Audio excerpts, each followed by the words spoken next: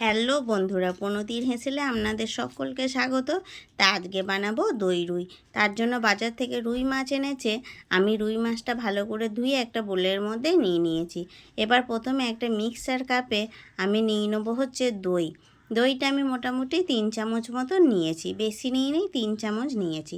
এবার যার যতটা লাগবে ততটা পরিমাণ নেবে। কেউ যদি ভাবে একটু বেশি করে দই দেবো তো বেশি করে একটু নিতে পারবে। আবার কেউ যদি ভাবে কম, তা আমার দইটা একটু টক বলে আমি অল্প করেই নিয়েছি। এবার আমি মাছে দিয়ে দেবো হচ্ছে লবণ আর হলুদ। লবণ হলুদ দিয়ে একটু রেখে দেবো রেস্টে, কারণ ভেতরে যাতে লবণটা ঢুকে যায়।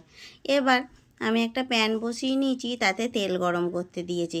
আর এখানে আমি দই রুইটা সম্পূর্ণ সাদা তেলে বানাবো। তারপরে মিক্সির কাপে দইটাকে আমি একটু ঘুরিয়ে নিয়েছি। আর এদিকে তেল গরম হয়ে গেছে।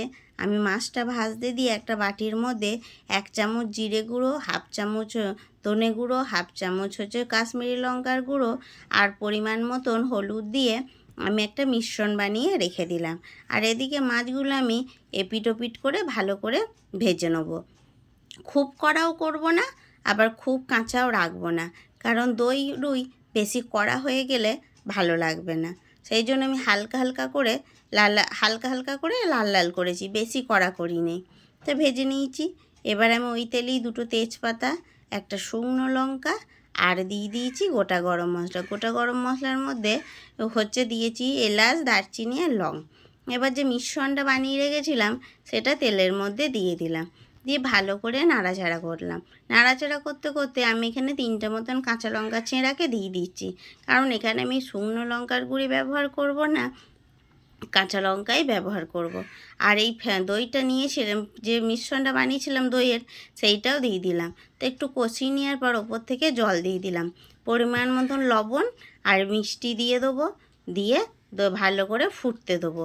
তো ফুটতে লেগেছে। এবার আমি মাছগুলো দিয়ে দিলাম। মাছগুলো দিয়ে আমি আরও 5 মিনিট মতন ভালো করে ফুটিয়ে নেবো, যাতে মাছের ভেতরে মশলাটা সুন্দর করে ঢুকে যায়। তো বন্ধুরা, আমার তৈরি হয়ে গেল হচ্ছে দই রুই। এবার ওপর থেকে ধনেপাতা ছিটিয়ে পরিবেশন করার পালা। তো নামিয়ে নিয়েছি। দই রুই এইভাবে বাড়িতে অবশ্যই বানিয়ে খাবেন এবং সকলকে খাওয়াবেন। আর আমার ভিডিওটা ভালো লাগলে আমার চ্যানেলটা সাবস্ক্রাইব করবেন এবং সকলকে টাটা।